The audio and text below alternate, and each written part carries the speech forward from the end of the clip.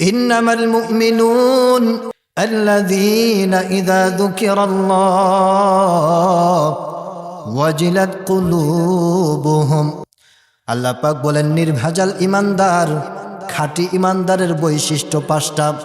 তার মধ্যে 1 নাম্বার হচ্ছে ইযা যুকিরাল্লাহু ওয়াজিলাত কুলুবুহুম।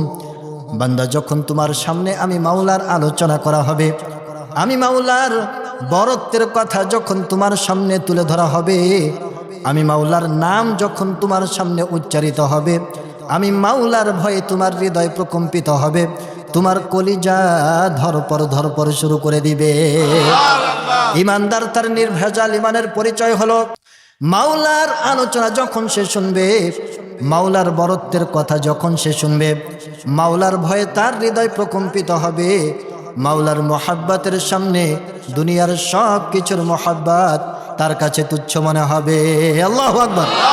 আল্লাহ রাব্বুল আলামিন সূরাতুল বাকারার 165 নং আয়াতের মধ্যে আরো স্পষ্ট করে নির্ভেজাল ঈমানদারের পরিচয় আল্লাহ পাক দিচ্ছেন।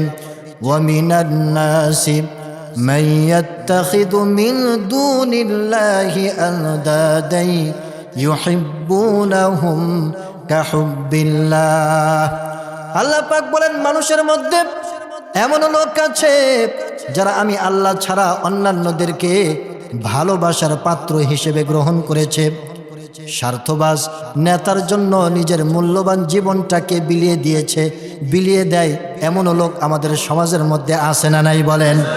চাকরি বাকরি, ব্যবসা বাণিজ্য, পরিবার পরিজনের ভালোবাসায় আল্লাহর অনেক হুকুমকে ছেড়ে দেয় এমনও লোক আছে না নাই বলেন?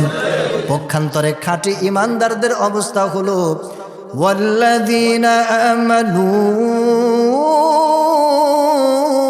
আশাদ্দু হুব্বান লিল্লাহ। আল্লাহ পাক বলেন খাঁটি ঈমানদার, নির্ভেজাল ঈমানদার যারা, এরা দুনিয়ার সব কিছুকে পিছনে ফেলে আমি আল্লাহর ভালোবাসাকে তারা প্রাধান্য দিয়ে দেয়। সুবহানাল্লাহ। ওয়ালাউ ইয়ারাল্লাযীনা যালামু ইয ইয়ারাউনাল আযাব।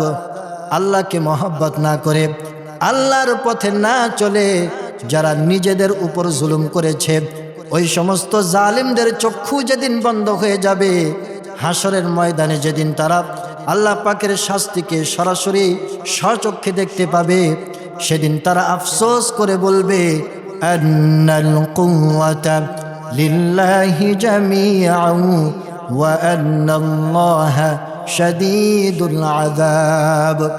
সমস্ত ক্ষমতার মালিক তো দেখছে আল্লাহ তাআলা।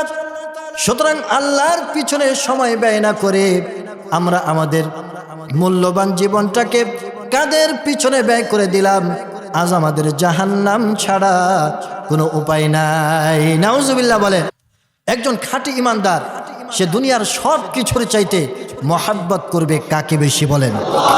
দুনিয়ার সব কিছুর চাইতে ভালোবাসবে কাকে বেশি বলেন? জোরে বলেন না আল্লাহ। একজন ঈমানদার সে দুনিয়ার সব কিছু বরদাস্ত করতে পারে, কিন্তু আল্লাহ পাকের ভালোবাসার মধ্যে কেউ ভাগ বসাবে এটা কোশ্চিনকালেও বরদাস্ত করতে পারে। দুনিয়া একদিকে আর আল্লাহ পাক আরেক দিকে। কি বলেন? ঠিক কিনা বলেন? একজন খাঁটি ঈমানদারের অবস্থা হলো এই